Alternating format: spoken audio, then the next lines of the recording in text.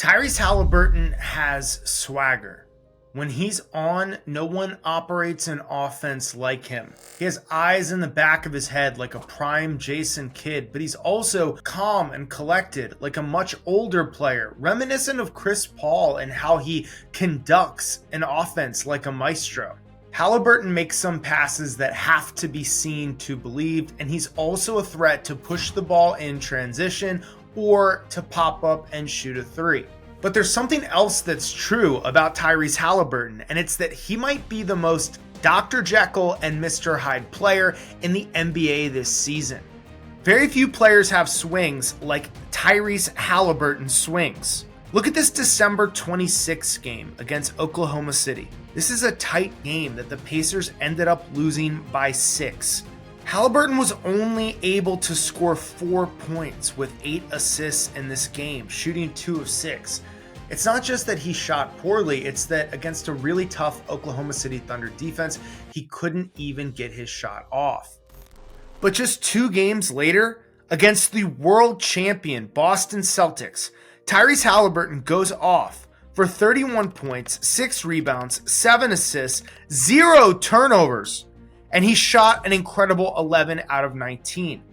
How do you go from 4 points to 31 in 2 games? And if this was just an isolated incident, it'd be pretty easy to overlook. But Haliburton has been having wild swings, not just this year, but the last 2 seasons. Tyrese Haliburton is dealing with lingering hamstring issues, and we've seen this before. Specifically, Chris Paul and James Harden both took years to recover from their hamstring injuries. Don't believe me? Back in 2018, Chris Paul injured his hamstring while he was playing for the Houston Rockets, and this was the absolute worst timing possible because the Rockets were championship contenders, poised to be the only team in the league that might be able to beat the unstoppable Kevin Durant and Steph Curry-led Golden State Warriors. But that wasn't to be. He injured his hamstring and was considered broken goods. On the wrong side of 30 and barely 6 feet tall, standing on top of his fat checks from State Farm, the Rockets felt like they had to trade Chris Paul as damaged assets. He would go off to Oklahoma City where he would rehab, and by the end of his tenure in Oklahoma City, Chris Paul was ready to be relevant again. And he's still playing at a high level, even if he's in limited minutes. But that first 2 years back from injury, it was up and down for Chris Paul. James Harden's story is a little more cautionary as well. In June of 2021, James Harden injured his hamstring when he was playing at an MVP level. Harden was carrying a Brooklyn Nets team that could not stay fully healthy, and he looked like he was in the MVP consideration. Harden probably rushed his injury coming back early, and even though he put up a fight in the playoffs on one leg, Harden's explosiveness has never been the same. He's still such a skilled player that he's able to put monster games together, but he has to do it with a brand of old man basketball. But Tyrese Haliburton is not an old man. In fact, he's only 24 years old. And we know he's not cooked because we see him going off. What's causing Haliburton to have these monster games, carrying an offense, making the Pacers look like they can beat anyone, only to not be able to get his shot off the next night? How can you have an NBA superstar, cool enough to sit down with Barack Obama and do an interview, self-aware enough to cheer for Team USA from the bench, dominant enough to drop multiple 30-point, 10-assist games in a season, but also get held to 0 points against a Portland Trailblazers team that'll be lucky to make the play-in? A lot of this comes down to how Tyrese Haliburton gets his shots. He thrives in transition, and the Pacers are a team that wants to push the pace constantly.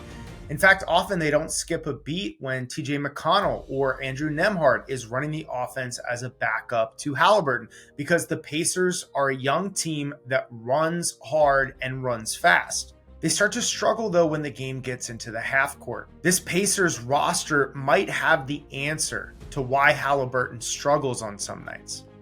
The Pacers roster is constructed in a way that is kind of similar to the old LeBron James team. It's a satellite of people who can shoot switchable wings And even though they have individual defenders that can play defense, this team does not prioritize defense. They prioritize offense. Pacers fans want to know, who is the real Tyrese Haliburton? And the answer is, we're going to have to wait and see. For him to only be 24 years old, the sky is still the absolute limit for him. And his mentality and his mindset has been everything you could ask for in a lead point guard and in a teammate. Players love playing with Haliburton. He's always looking to get them involved. These hamstring injuries are tricky, and if you look at Haliburton play this season, he does not have quite the same explosiveness or bounce that he had in years prior. But there's good news. These injuries don't heal overnight, and a lot of players take 2 full years to recover.